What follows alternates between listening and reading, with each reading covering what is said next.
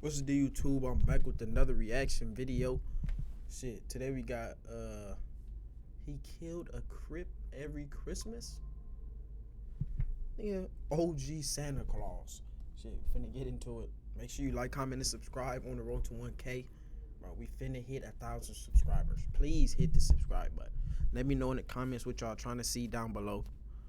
Finna get into it. Welcome to Hood War Stories. In this episode, I'll be discussing the life of Santa Claus. Hey, bro, I'm not gonna lie. This nigga voice, bro. Alberto Von Cotto, also known as Santa Claus, was a second-generation member of the Rolling 20 neighborhood Bloods.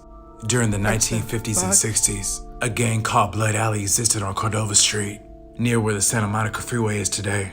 In the early 1970s, as Blood Alley began to fade away, the youths from this neighborhood continued the Blood identity.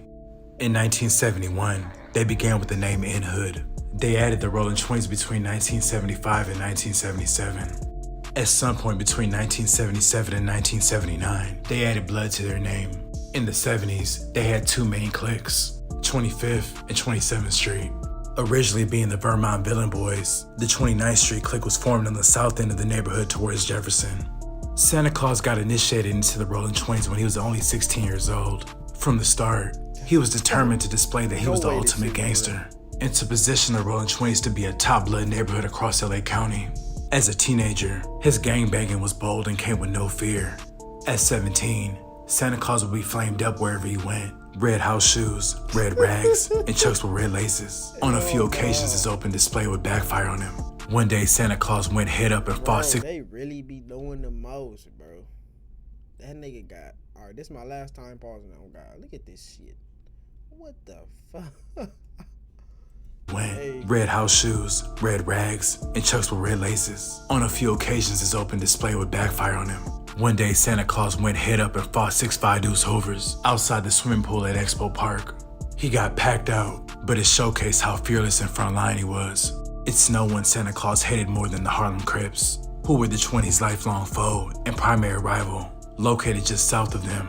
His ill feelings and hatred toward the Harlems would be expressed on many occasions. Allegedly, Santa Claus deboed members of their gang so many times that he was the sole reason they began to start using guns. When gunplay came into effect, Santa Claus would pay a visit to a rival Crip's home each Christmas and kill them. But this terror inflicted by Santa Claus was year-round, not just on Christmas. And it wasn't one-sided. One night in 1981, the Harlem Crips caught Santa Claus sipping walking home from his girlfriend's house. They got up on him and shot him at point-blank range. They left him in the alley thinking he was dead, but he survived and shocked his enemies 1 week later by walking down Exposition, which is in his enemy's territory, wearing a red rag over his head. As his reputation grew, his name became feared among hoods across South Central. What the fuck? Nigga, this sound like some movie shit, bro. By the mid-80s, Santa Claus was a respected OG and a shot caller who was directing play calls. At that point, the war with the Harlem 30s was ongoing and only seemed to be intensifying. Santa Claus thought it would be a good strategy to change war tactics. At that time, the Rolling 30s' closest ally was the Rolling 60 Crips. That nigga got a snake in jail? Oh God, that nigga has a snake, fool. What the fuck? Hold on. Good strategy to change war tactics. That nigga got a snake in prison. At that time, the Rolling 30s' closest ally was the Rolling 60 Crips. During the mid-80s, plenty of Crip factions were clicking up due to the rising Crip-on-Crip violence. Under Santa Claus's leadership, the 20s decided to conduct a kill mission dressed in all blue. Their target location was the intersection of Dinker and Jefferson Boulevard, a Rolling 30s stronghold, but a location that was openly visible. As the 20s approached Dinker, they spotted a group of Harlem 30s in clear view. The faces of the Harlem 30s were confused. One of the 20s then yelled out, "West Side 60 Crip." The 20s then began to let off numerous shots in rapid succession. As the third target was shot and dropped, the 20s sped away and returned to their safe haven. Mission accomplished. Casualties on both sides continued.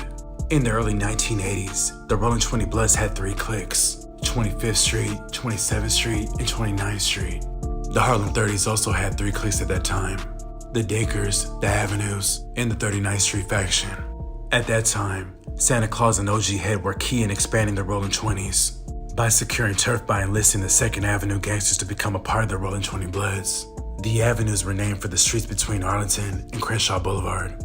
The Rolling 30s and the Rolling 60s also had cliques of the same name at that time. In 1985, Santa Claus called a hood meeting for all cliques at Lauren Miller Park to officially establish that the Second Avenues are a legitimate clique. The Second Avenues arrived shortly after, and everyone began to celebrate. The 20s had now expanded to 4 cliques and were elevating their status as a premier blood gang in LA County. In doing so, the Rolling 20 Bloods expanded land area to having arguably the largest blood gang territory in Los Angeles. Their neighborhood not only covered the West Adams area from Vermont to Crenshaw, but now extended north passing Washington, Venice Boulevard, and Pico between Crenshaw and Western Avenue.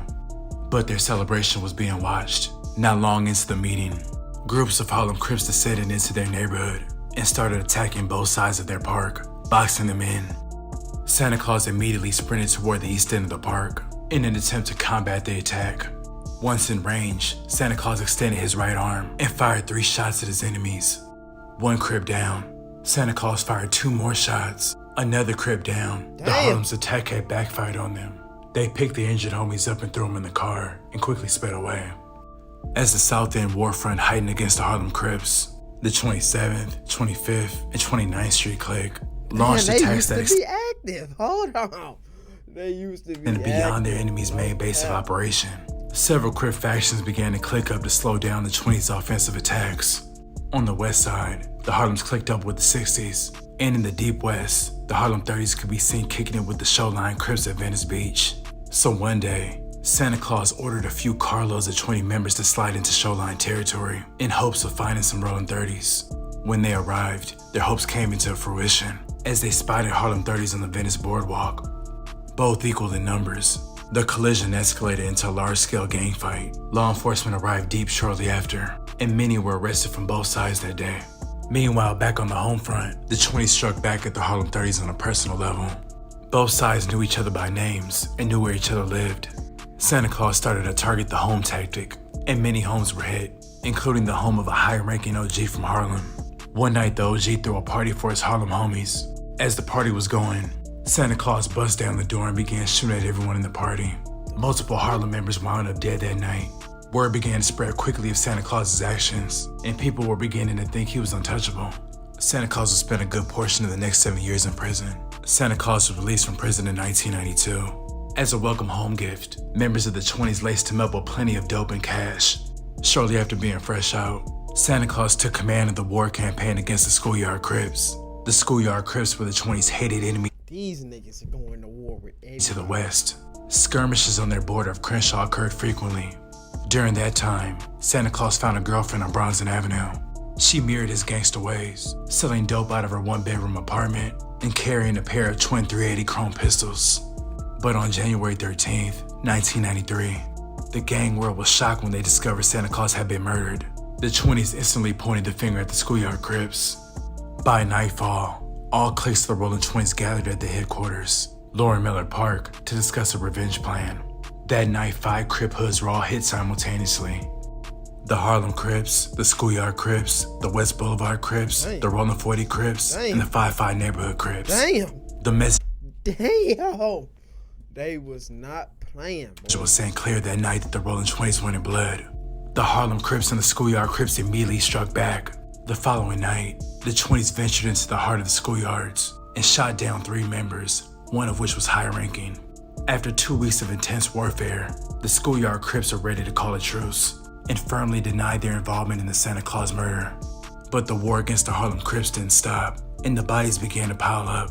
The 20s also struck at the Rolling 40s hard in the corner of Vermont and Vernon, and the 5-5 Neighborhood Crips got hit with a 50-shot Uzi. During the bloody aftermath of Santa Claus's death, the 20s wanted to show hoods across LA just how much muscle they had, and willed to declare war on 5 Crip hoods at the same time. When Santa Claus's killer was finally revealed, many were left shocked and confused. The killer was not a gang member or even an affiliate, but a low-level weed dealer from Jamaica. Santa Claus supposedly robbed a Jamaican because he was pushing in his neighborhood. Young gunners canvassed the streets for nights on end searching for the killer, but he had disappeared, some believe out of state. The 20s' revenge was denied. Santa Claus left a reputation and legacy, and to this day, Santa Claus goes down as one of the top 10 blood riders in LA history. Damn. I didn't know that shit. That's crazy. Shit. I ain't know they was like that. Hey, I did know though. I ain't gonna lie. They not as active now, but shit, they was active back then. I ain't gonna cap, nigga. Shit. That's the end of this shit. Make sure you like, comment, and subscribe on the road to 1K. Shit. Let me know in the comments if y'all fuck with this. Let me know in the comments anything y'all trying to see. I'm gone. No cap.